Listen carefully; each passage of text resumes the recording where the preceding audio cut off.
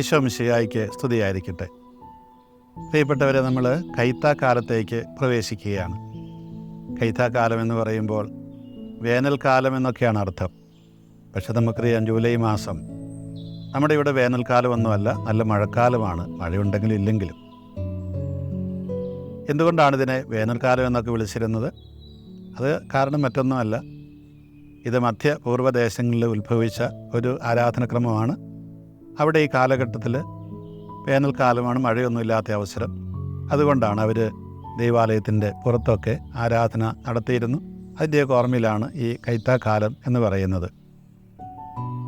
കൈത്താക്കാലത്ത് നമ്മൾ പ്രത്യേകമായിട്ട് സഭയുടെ വളർച്ചയെക്കുറിച്ചൊക്കെയാണ് ഓർമ്മിക്കുന്നത്.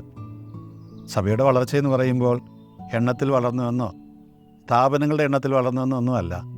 അതിലുപരി കർത്താവ് നിർദ്ദേശിച്ച ആ ആത്മാവിൻ്റെ ഗുണഗണങ്ങൾ ഉൾക്കൊണ്ടുകൊണ്ട് അവിടുത്തെ രാജ്യത്തിൻ്റെ അംഗങ്ങളാകാനും ആ രാജ്യം നമ്മുടെ പ്രവർത്തനങ്ങളിലൂടെയും പ്രതികരണങ്ങളിലൂടെയും വാക്കുകളിലൂടെയും ഒക്കെ കാണിച്ചു കൊടുക്കാനും മറ്റുള്ളവർ കാണിച്ചു കൊടുക്കാനും കഴിയുന്നുണ്ടോ എന്ന് ആ രീതിയിലുള്ളൊരു വളർച്ച. അങ്ങനെ എല്ലാവരും ആയിത്തീരുന്നുണ്ടെങ്കിൽ അപ്പോഴാണ് യഥാർത്ഥത്തിൽ നമ്മൾ വളർന്നുവെന്ന് പറയാനായിട്ട് കഴിയുക. ഇവിടെ ആദ്യമായിട്ട് ഇന്ന് ഒന്നാമത്തെ ഞായറാഴ്ച നമ്മൾ ഓർക്കുന്നത് 12 ശ്ലീഹന്മാരെയാണ്. അതെന്തുകൊണ്ടായിരിക്കാം 12 ശ്ലീഹന്മാരെ ഓർക്കുന്നത്? കാരണം ആ ശ്ലീഹന്മാരാകുന്ന അടിത്തറമേലാണ് നമ്മുടെ ഈ സഭാ ഗാത്രം പണിയപ്പെട്ടിരിക്കുന്നത്. ശിരസ്സായ ക്രിസ്തുവിനോട് ഒപ്പം അവയവങ്ങളായ നമ്മൾ ഓരോരുത്തരും ഈ സഭാ ശരീരമായിരിക്കുന്നത് ഇപ്രകാരം അപ്പസ്തോലന്മാരിലെ ശ്ലീഹന്മാരായ അടിസ്ഥാനത്തിന്മേലാണ്. ഒന്നാമത്തെ വായന ഉൽപ്പത്തി 35:23 മുതൽ 29 വരെയുള്ള വാക്യങ്ങളാണ്. അവിടെ ഈ യാക്കോബിൻ്റെ 12 പുത്രന്മാരെക്കുറിച്ചാണ് നമ്മൾ ഓർമ്മിക്കുന്നത്. അവിടെ കാരണം മറ്റൊന്നുമല്ല, പിന്നീട് ഈ 12 എന്ന് പറയുന്ന സംഖ്യയ്ക്ക് ഒരു പ്രാധാന്യം കിട്ടുകയാണ്. ഇസ്രായേലിൻ്റെ ജീവിതത്തിൽ അവർ പിന്നീട് എപ്പോഴും അത് ഓർക്കുന്നു. 12 ഗോത്രങ്ങൾ, ആ 12 ഗോത്രങ്ങളാണ് ആ ജനതയുടെ മുഴുവൻ അടിത്തറയായിട്ട് നിലകൊള്ളുന്നത്, ഇസ്രായേൽ ജനത്തിൻ്റെ. ഇതുപോലെ പുതിയ നിയമത്തിലേക്ക് വരുമ്പോഴും പുതിയ ഇസ്രായേലാണ് എന്ന് പറയാൻ വേണ്ടിയിട്ട് 12 ശ്ലീഹന്മാരെ കർത്താവ് തിരഞ്ഞെടുക്കുന്നു. ആ 12 ശ്ലീഹന്മാരുടെ മേലാണ് ഈ പുതിയ ഇസ്രായേലിൻ്റെ അടിത്തറ പണിയപ്പെട്ടിരിക്കുന്നത് എന്നൊക്കെ പറയാൻ വേണ്ടിയിട്ടാണ്. രണ്ടാമത്തെ വായന വെളിപാട് പുസ്തകത്തിൽ നിന്നാണ്. 21-ാം അധ്യായം 9 മുതൽ 21 വരെയുള്ള വാക്യങ്ങളാണ്. അവിടെ വീണ്ടും പറയുന്നത് ഈ 12 ഗോത്രങ്ങളെക്കുറിച്ചും അതുപോലെ തന്നെ 12 സിംഹാസനങ്ങളെക്കുറിച്ചും 12 ദൂതന്മാരെക്കുറിച്ചും 12 കവാടങ്ങളെക്കുറിച്ചും ഇങ്ങനെയെല്ലാമാണ്. ഈ 12 എന്ന് പറയുമ്പോൾ നമ്മളതിന് ഒരുപാട് പ്രാധാന്യമൊന്നും കൊടുക്കേണ്ട കാര്യമല്ല. പക്ഷേ ഓർക്കേണ്ട ഇതാണ്, ഈ പഴയതിനും പുതിയതിനും തമ്മിൽ അഭേദ്യമായിട്ടൊരു ബന്ധമുണ്ട് എന്നുള്ളതാണ്. കർത്താവായ ദൈവം മനുഷ്യൻ പാപത്തിന് ശേഷം ഈ ലോകത്തെ രക്ഷിക്കുവാനായിട്ട് ഒരു പദ്ധതി തയ്യാറാക്കുന്നു. ആ പദ്ധതിയുടെ ഭാഗമായിട്ട് ഈ അബ്രാഹത്തെ തിരഞ്ഞെടുക്കുന്നു. അബ്രാഹത്തിലൂടെ ഈ 12 ഗോത്രങ്ങൾ വരുന്നു. ആ 12 ഗോത്രങ്ങളിൽ നിന്ന് പ്രത്യേകമായി തിരഞ്ഞെടുക്കപ്പെട്ട ഒരു ഗോത്രത്തിൽ, യൂദാ ഗോത്രത്തിൽ രക്ഷകൻ ജനിക്കുന്നു. ആ രക്ഷകൻ പിന്നീട് ഈ ഗോത്രങ്ങളിലെല്ലാം പ്രതീകമായിട്ട് 12 ശ്ലീഹന്മാരെ തിരഞ്ഞെടുക്കുന്നു. അവരിലൂടെ വീണ്ടും കർത്താവിൻ്റെ ഈ പുതിയ രാജ്യം സ്ഥാപിക്കപ്പെടുന്നു. ഇതൊക്കെയാണ് ഇതിനർത്ഥം.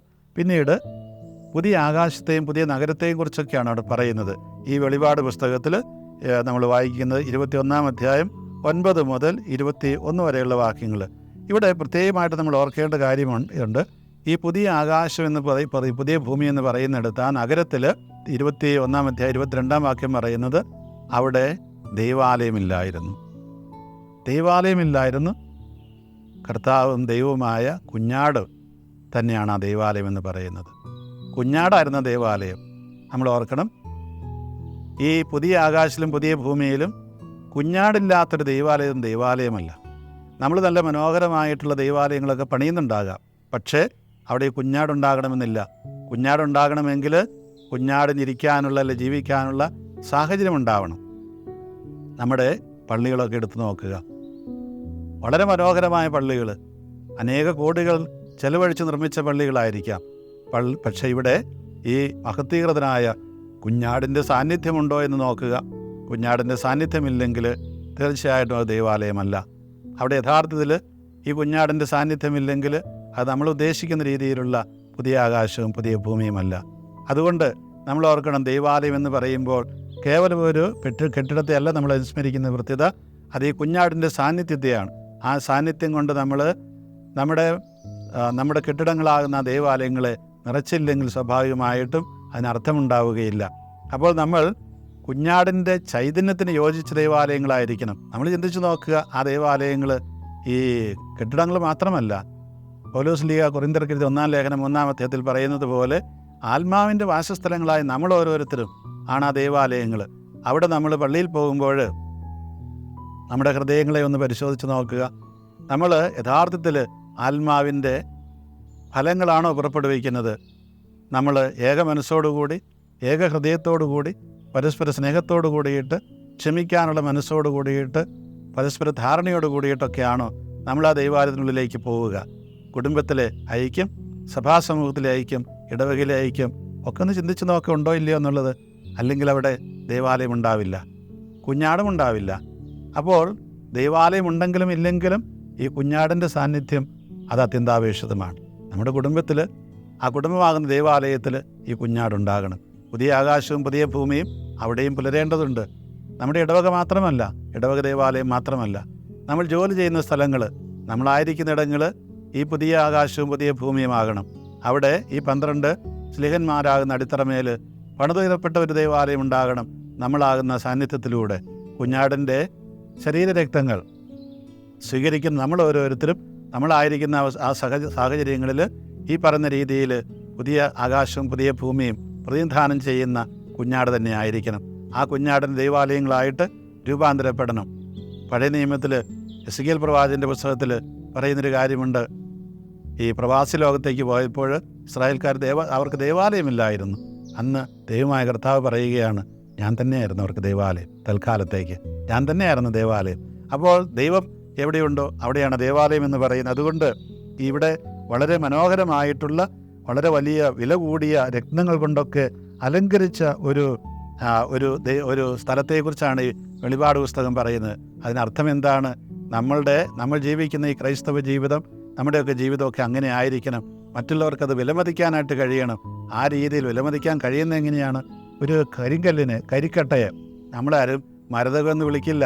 നമ്മുടെ ക്രൈസ്തവ ജീവിതം കേവലം കരിങ്കല്ലിനും കരിക്കട്ടയ്ക്കും തുല്യമാണെങ്കിൽ ആരും അതിനെ വിലമതിക്കില്ല. ആരും അതിനെ കുഞ്ഞാടിൻ്റെ സാന്നിധ്യമുള്ളതായിട്ട് പരിഗണിക്കില്ല. അതുകൊണ്ട് നമ്മൾ ഈ കൈത്താക്കാലത്ത് പ്രത്യേകിച്ച് സ്ലീഹന്മാരെ ഓർക്കുന്ന ഈ കാലഘട്ടത്തിൽ ഓർക്കുക, പ്രത്യേകമായിട്ട് നമ്മളാകുന്ന ഈ നമ്മളുടെ സഭയാകുന്ന ഈ ദേവാലയത്തെ നമ്മൾ എപ്രകാരം കാത്തു സൂക്ഷിക്കണമെന്നുള്ള ആ മുന്നറിയിപ്പ്. മത്തായിയുടെ സുവിശേഷം 10-ാം അധ്യായം 1 മുതൽ 15 വരെയുള്ള വാക്യങ്ങളാണ് നമ്മൾ വായിക്കുന്നത്.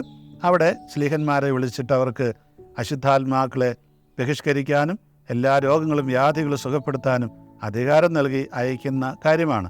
എന്നിട്ട് അവരെ പേര് വിളിച്ച് കർത്താവ് അയക്കുകയാണ് ചെയ്യുന്നത്. ഇനി അവരോട് പറയുന്നത് എന്താണ്? നിങ്ങൾ പോകുമ്പോൾ ഈ വിജാതിയുടെ ഗ്രാമത്തിലേക്കൊന്നും പോകരുത്. കാരണം നിങ്ങളതിന് ഒരുങ്ങിയിട്ടില്ല.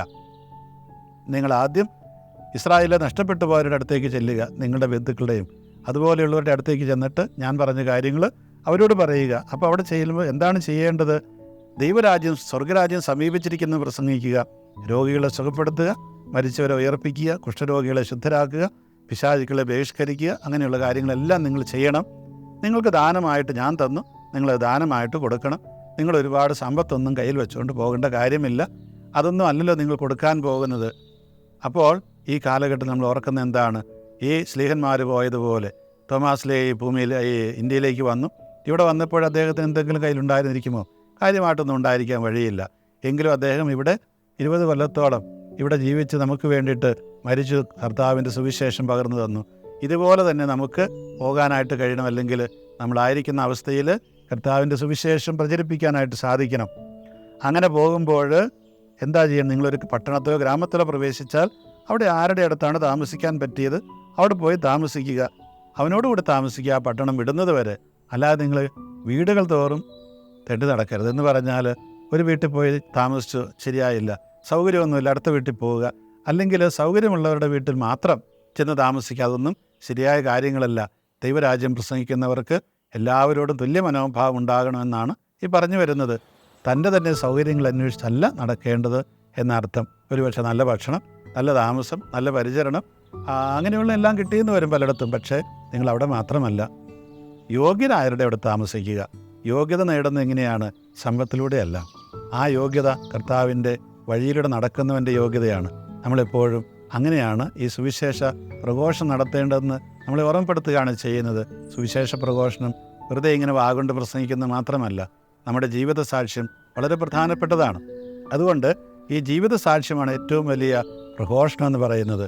അതിൽ നിന്നാണ് പിന്നീട് വാക്കുകൊണ്ടുള്ള പ്രഘോഷണം ഉണ്ടാവേണ്ടത്.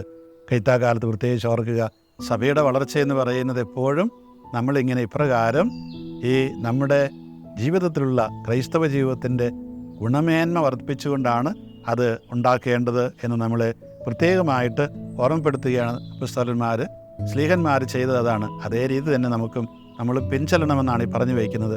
ദൈവം നമ്മളെ അനുഗ്രഹിക്കട്ടെ. ആ കർത്താവിൻ്റെ ശിഷ്യന്മാർ ചെയ്തതുപോലെ നമുക്കും ചെയ്യാനായിട്ട് കഴിയട്ടെ. ഈശോ മിശിഹായ്ക്ക് സ്തുതിയായിരിക്കട്ടെ.